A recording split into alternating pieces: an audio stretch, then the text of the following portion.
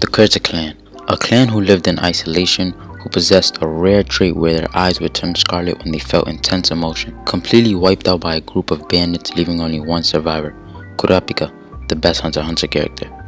But we know Kurapika had a best friend named Pairo, and the only reason Kurapika is alive is because during the massacre he was out traveling the world looking for a cure for his friend Pairo. We know Pairo was caught up in the massacre and was murdered by the troop along with his fellow clansmen. But what if he survived the massacre? How would the story change? In this video we'll be looking at what would happen if Pairo never died and survived the massacre. Alright, so I see two instances where Pairo survives the massacre. Either he for some reason accompanies Kurapika into the outside world and hears about the massacre on the news just as Kurapika did, or two, he manages to find a small escape after he sees all his fellow clansmen get ruthlessly murdered. We'll go with the latter. So after escaping, Pairo manages to find a safe place to settle and think. He'd probably fall into deep sadness and depression, feeling lonely and empty, now realizing that he's lost almost everything. He finds a way to contact Kurapika to make sure he's safe, and they reunite and plan further. Now with both of their personalities, this could be interesting. We know Kurapika decided that he will avenge his clan, and we've seen that ever since he was a child, he's always had such a hostile personality.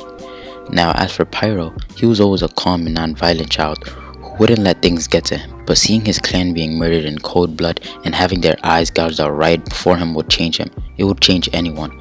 The effect would be heavy on Pairo since he witnessed it firsthand. Pairo would go through a deep character metamorphosis and agree with Kurapika and decide that they will avenge their clan and retrieve the stolen eyes of their clansmen.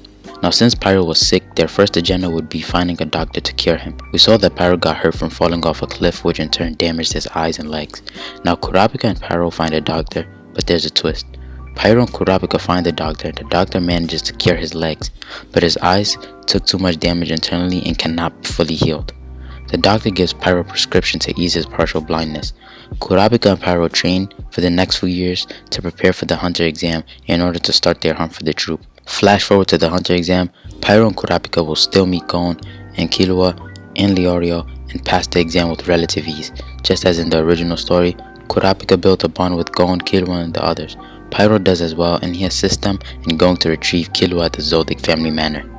This will also serve as another part of training for Kurapika and Pairo, as they will do the training to get past the testing gates. As in the original story, they will successfully retrieve Killua.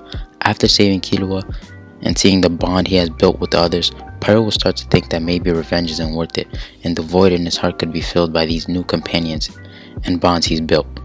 But then he will suddenly remember the cries and suffering of his clansmen and realize that he has to do this, and his resolve would grow even stronger. As in the original story, they will all make a promise to meet in Yorknu on September 1st. This time, Kurapika and Pairo will go off together to officially start their hunt for the troop. They go to the Hunter agency and they are sent back since they are not aware of Nen yet. They bump into Izunavi and he takes both of their hunter's licenses. They challenge him and lose, of course, since they don't know Nen, and he takes them in to teach them Nen.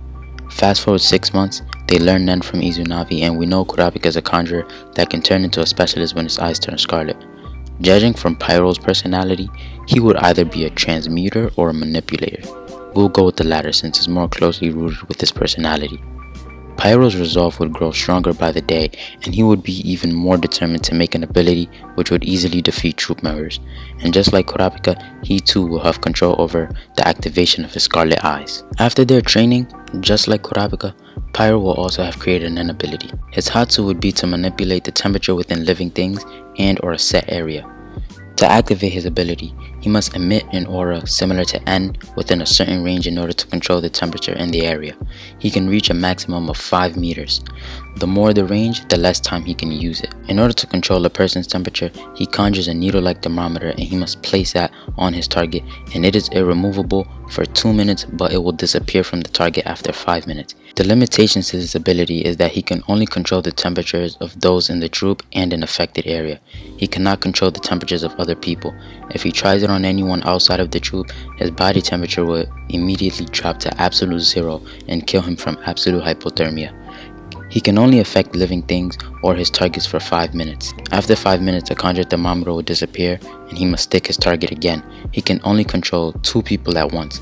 His target's body temperature will return to normal after 2 minutes of the disappearance of the thermometer. But if he sticks them again before the 2-minute mark, he can control their temperature from where he left off. He can control body temperatures at a rate of 1 degree every 30 seconds on a person. If it is an area, he can control at a rate of 5 degrees every 20 seconds. Pairo created this ability due to studying the human body and finding ways to make the troops suffer.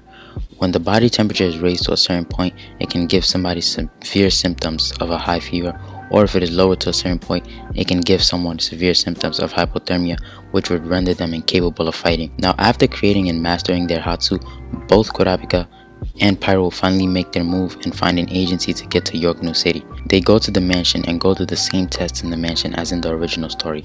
They now make it to York New City, and that's where their true fights begin.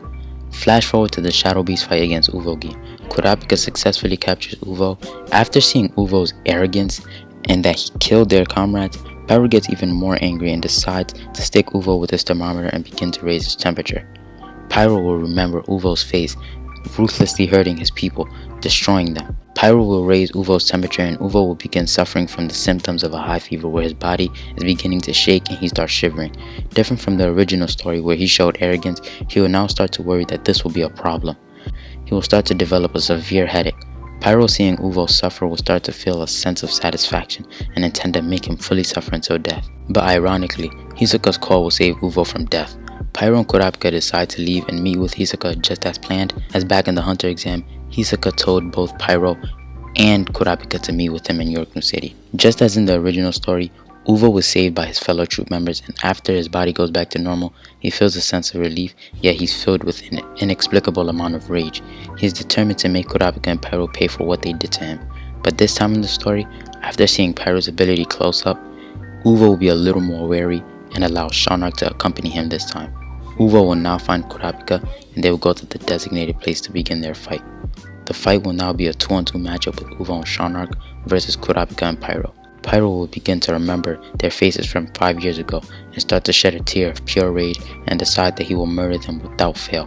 Pairo and Kurapika will begin their fight. Prior to the battle, Uvo explains to Shawnark what Pairo did to him, and while Shawnark, a little confused, will come to a conclusion that Pairo is either a specialist or a manipulator. The battle will begin and Uvo and Kurapika's fight will go the same way just as in the original story. Shawnark will try to end the fight quickly by trying to stab Pairo with his antenna, which won't work due to Pairo having prior knowledge about Shawnark due to Hisoka. Pairo will mess around with Shawnark for a while and deduce that Shawnark's main objective is to simply stab him with his antenna and realize that there's no other tricks to his ability and decide that he should now end the fight. Uvo will make a smoke screen with his punch and Shawnark will try and use this opportunity to stab Pairo, but he misses just barely. Kurapika in this moment will have taken a punch from Uvo, which shattered his left arm just as in the original story. After the smoke screen is gone, Shawnark will start to feel a change in his body and will think back to what Uvo told him and realize that he has been caught by Pairo's non-ability. He will feel something poking him in the back of his arm and see the thermometer. Pairo will now begin to decrease Shawnark's temperature. Shawnark will now start feeling symptoms of severe hypothermia. He will begin to feel drowsy and start shivering. He will begin to feel confusion, start getting very exhausted. It would have a heavier effect on Shawnark since Pairo would have also affected the area where he and Shawnark were fighting as well. Pairo will remember Shawnark forcing his people to attack each other and gouging out their eyes. Pairo will then question Shawnark and ask him if he remembers him, and Shawnark will begin to slowly lose his consciousness and decide that if he doesn't go into autopilot mode, he will die. He sticks his antenna into his leg and begins his autopilot transformation. Unlike Kurapika, Pairo's ability wouldn't enforce Zetsu, allowing his target to still be able to use Nen even after being sticked by the thermometer, another limitation he added. Pairo will feel the immense power coming from Shawnark and have his guard up. Even in autopilot, Shawnark's movements will be slower due to still being affected by Pairo's Nen. Kurapika will not feel worried in the slightest and will believe in Pairo. Shawnark will now attack Pairo with crazy speed and a large pile of smoke will arise. The smoke will clear and the Shawnark on the floor are dead, with Pairo's scarlet eyes activated. Alright, and that's it for part 1. Depending on how well this video does, I might end up making a part 2. Let me know if you guys enjoyed it and let me know your thoughts on this, and have an awesome day, guys.